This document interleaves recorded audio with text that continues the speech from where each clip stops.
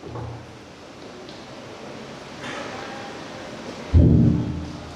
باللہ من الشیطان الرجیم بسم اللہ الرحمن الرحیم رب اشرح لی صدری ویسر لی امری واحلل عقدۃ من لسانی یفقہوا قولی۔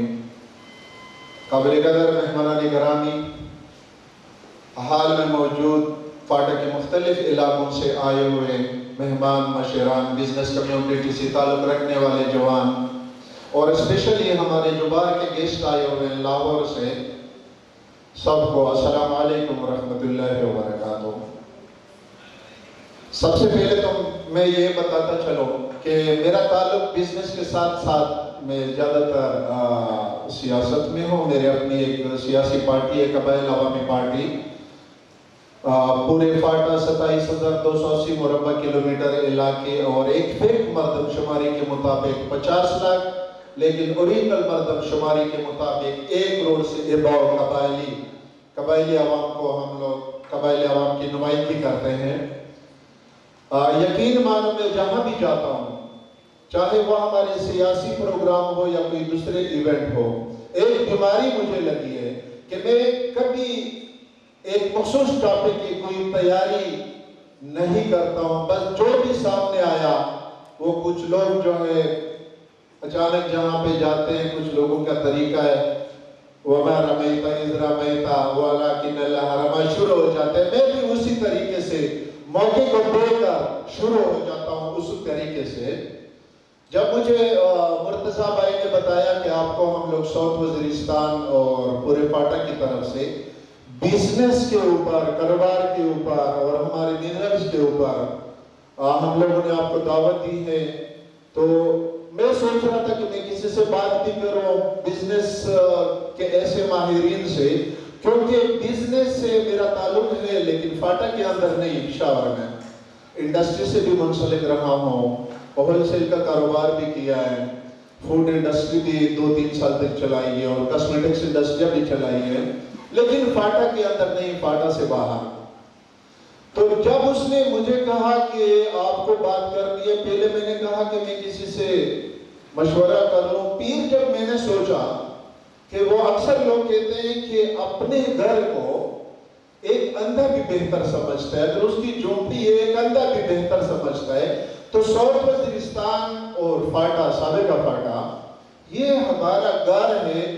اس کو تو ہم لوگ دیکھتے ہیں، ہمارے آنکھوں کے سامنے ہے، نہ گوگل کا ہمیں ضرورت ہے، نہ کسی سے پوچھنے کا ضرورت ہے۔ تھوڑا بہت میں نے گوگل پہ سرچ کیا، لیکن یقین مانو سابقہ فاٹا کے بزنس کے حوالے سے جب میں گوگل پہ سرچ کر رہا تھا، بزنس کے بجائے شاجی والا فریدی، سعید انور وغیرہ ان لوگوں کا ہم لوگ انضمام نہیں چاہتے ہیں، ہم لوگ انضمام چاہتے ہیں، یہی کچھ ہمیں ملتا تھا، بزنس کے اوپر ہمیں کچھ نہیں ملا۔ وجہ کیا ہے؟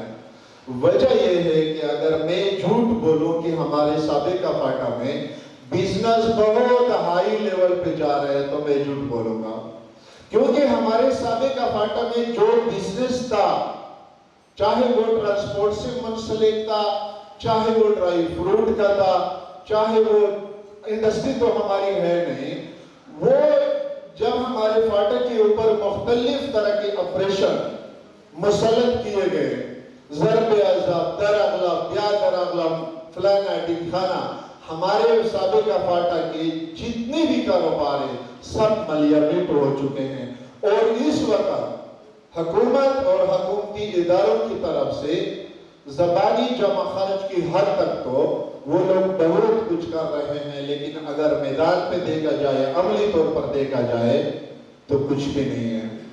ہم لوگ حکومت سے، حکومتی اداروں سے گیلے شکوے کرتے ہیں لیکن سنتے نہیں ہیں۔ اب میں اگر وزیرستان کی بات کروں کہ وزیرستان میں کیا ہے، کیا کچھ ہو سکتا ہے، تو یقین مانو میں اگر صبح تک لگا رہوں گا، میں صرف وزیرستان کے بزنس پر، وزیرستان کے معدنیات پر، وزیرستان کے انکم پر میں صبح تک بات کر سکتا ہوں، ختم نہیں ہوگا، لیکن وہاں پہ توجہ کون دے گا؟ ہمارے ادارے، حکومت، کوئی بھی نہیں۔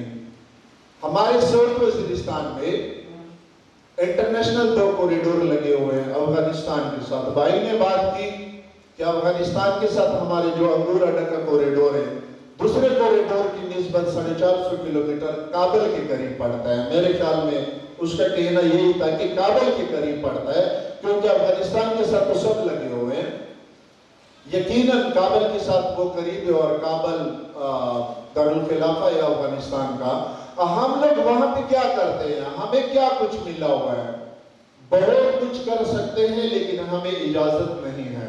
تورخم پہ ہم لوگ کیا کچھ نہیں کر سکتے افغانستان کے ساتھ. ہر چیز کی ہمیں اجازت نہیں ہے. اگر یہ عید کے دنوں میں اپنی بات کروں، مجھے افغانستان کے کچھ بندے آئے، وہ کہہ رہے تھے کہ ہمارے پاس 20 لاکھ کے لگ بھگ قربانی کی جانور، دمبے اور بکرے وغیرہ موجود ہے اگر اس کو پاکستان آنے دیا جائے. تو جب میں نے ایک اندازہ لگایا کہ 3,03,000 ڈیوٹی لگتی ہے فی دمبے کے اوپر، اگر ان کو پاکستان آنے دیا جائے تو 6 ارب روپے صرف ٹیکس کی مد میں ہمیں ان دمبوں سے ملے گا، 6 ارب روپے.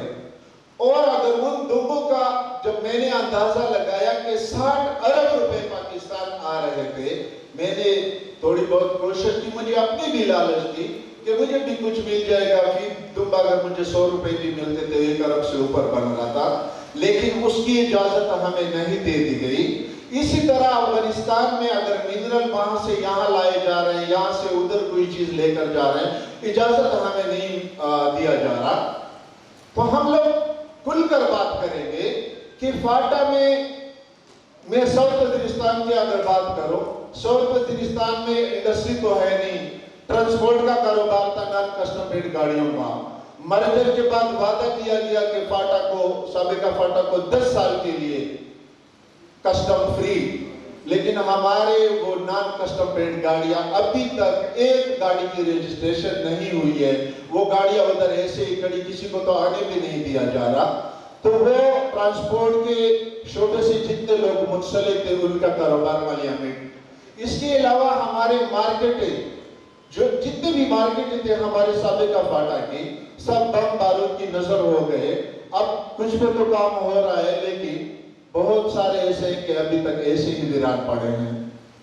ہمارے ساؤتھ وزیرستان میں چلغوزے کی بات کی بھائی نے. چلغوزہ 2-3 سال پہلے میرے خیال میں 10,000 روپے پر کے جی بک رہا تھا، لیکن اس وقت چلغوزے کا جب میں سن رہا ہوں کہ چلغوزہ 10,000 سے نیچے آ کر میرے خیال میں 2,600 روپے کلو بک رہا ہے. وجہ کیا ہے؟ وجہ یہ ہے کہ وہاں سے جب ہم لوگ اس کو یہاں لا رہے ہیں، یہاں سے ہم باہر کے ملکوں میں بھیج رہے ہیں، ہمیں نہ تو وہاں سے لانے کے لیے حکومت اور ہمارے جو وہاں کے لوکل گورنمنٹ ہے وہ ہمیں سہولیات مہیا نہیں کر رہے کہ ہم ان کو لائے وہاں سے ہم کسی دوسرے ملک میں بھیجیں. اگر وہ چیز ہم صرف پشاور اور راولپنڈی کی حد تک لائیں گے، آگے ہمیں بھیجنے کی اجازت نہیں ہے، تو ظاہری بات ہے 10,000 سے 2,600 تو کیا 200 تک بھی وہ گر سکتا ہے. اس کے علاوہ ہمارے علاقے میں ساؤتھ وزیرستان میں بالخصوص اور بالعموم پورے سابقہ فاٹا میں ایک سروے کے مطابق جو روڈ کے بالکل کنارے جن لوگوں نے سروے کی ہے، کیونکہ اندر تو کوئی گئے نہیں ہے، بہت سارے علاقے ابھی تک نو گو ایریا، اس میں ہم لوگ بھی نہیں جا سکتے، تو سروے والے کیا جائیں گے بیچارے. روڈ کے کنارے جو زیتون کی سروے کی گئی ہے، ایک اندازے کے مطابق 2 کروڑ زیتون ہمارے سابقہ فاٹا میں، اور اس کی جو سب سے زیادہ پیداوار ہے وہ ہمارے ساؤتھ وزیرستان میں. اب 2 کروڑ زیتون کے درخت اگر موجود ہے، اس کی پیوندگاری کی جائے، ایک درخت سے 25 سے 30 کلو میوہ ہم لوگ حاصل کر سکتے ہیں، اور اس میں 30 کلو یا 25 کلو وہ ایک عام چھوٹا سا درخت. ہمارے وزیرستان میں اگر دیکھیں تو بہت سارے زیتون کے درخت بالکل دیو ہیکل درخت ہے، اس کی میرے خیال میں اس کا جو ہم لوگ پل حاصل کریں گے وہ 20-25 کلو نہیں ہوگا، وہ 100-150 کلو ہوگا. اور پیر عید پل کا 10% ہم لوگ آئل نکال سکتے ہیں. اب 2 کروڑ درخت اور 2 کروڑ درخت کو اگر ایک اندازے کے مطابق 30 سے ضرب دو اور پھر اس کا 10% نکالو، اور آج کل عالمی منڈی میں اگر زیتون آئل کا کسی کو پتہ ہو تو میرے خیال میں ہزاروں کے حساب سے 1 لیٹر یا 1 کلو کا بکتا ہے، لیکن حکومت توجہ نہیں دیتی ان چیزوں کو. زبانی جمع خرچ کی حد تک سب کچھ ٹھیک ہے، لیکن وہ توجہ جو دینی چاہیے تھے. اور ہمارے سابقہ فاٹا کے لیے مرجر کے عوض ہمیں جو مراد اناؤنس کیے گئے تھے سالانہ 110 ارب. اب اگر سالانہ 110 ارب سے ہم لوگ 15-20% ہمارے سابقہ فاٹا کے منرل پر، ہمارے جنگلات پر اور زراعت پر لگائے، تو میں دعوے کے ساتھ کہتا ہوں اور دعوے کے ساتھ کہہ سکتا ہوں کہ آنے والے 5 سالوں میں پاکستان قرضوں سے بالکل فری ہوگا. پاکستان کے اوپر کوئی قرضہ نہیں ہوگا. ہم ترقی یافتہ ممالک کے صف میں کھڑے ہوں گے. لیکن ان چیزوں کی امپلیمنٹیشن کون کرے، کس طریقے سے کریں؟ کیونکہ ابھی معذرت کے ساتھ پی ڈی آئی یا کسی دوسرے پارٹی پہ میں تنقید نہیں کرتا ہوں، لیکن میں خود ایک سیاسی پارٹی کو لیڈ کرتا ہوں. حقائق بیان کروں گا، چاہے وہ ادارے کے خلاف ہو، چاہے وہ کسی پارٹی کے خلاف ہو. حقائق ہمارا فرض ہے.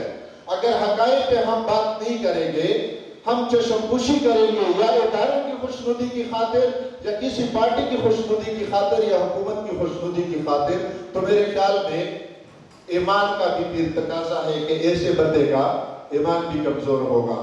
ابھی ہمارے 110 ارب جو اے آئی پی پروگرام چل رہے ہیں، اس میں ہمارے فاٹا کے بجائے دوسرے علاقوں کے لوگوں کو بھرتی کیا جا رہا ہے. یعنی وہ چیز جو ہمیں دینی چاہیے تھی، جو ہمیں دے دی گئی ہے، اس کو بھی فاٹا کی حد تک، سابقہ فاٹا کی حد تک استعمال نہیں کیا جاتا. تو میرے خیال میں ہمارے جو سابقہ فاٹا ہے، اس میں بہت کچھ ہے، بہت کچھ منرل کے حساب سے اگر دیکھا جائے مالا مال ہے، سب کچھ ہے، لیکن اس پہ کام نہیں ہو رہا ہے. تو ہم لوگ حکومت سے اور اس پروگرام کے تعاون سے، ہمارے اداروں سے، حکومت سے ہم ریکویسٹ کرتے ہیں کہ ہمارے سابقہ فاٹا کے منرلز کو، ہمارے جنگلات کو اور ہماری زراعت کو بروئے کار لایا جائے، تاکہ پاکستان کو بھی مستحکم کیا جا سکے، پاکستان کو قرضوں سے بھی پاک کیا جا سکے، اور سب سے بڑھ کر ہمارے جو اپنے لوگ ہیں، ہمارے فاٹا کے لوگ ہیں، میرے خیال میں ایسا کوئی بچہ بھی نہیں رہے گا کہ اگر ان چیزوں پہ کام کیا جائے ہمارا ہر بچہ بھی کروڑ پتی اور ارب پتی بن جائے گا. وآخر دعوانا ان الحمدللہ رب العالمین.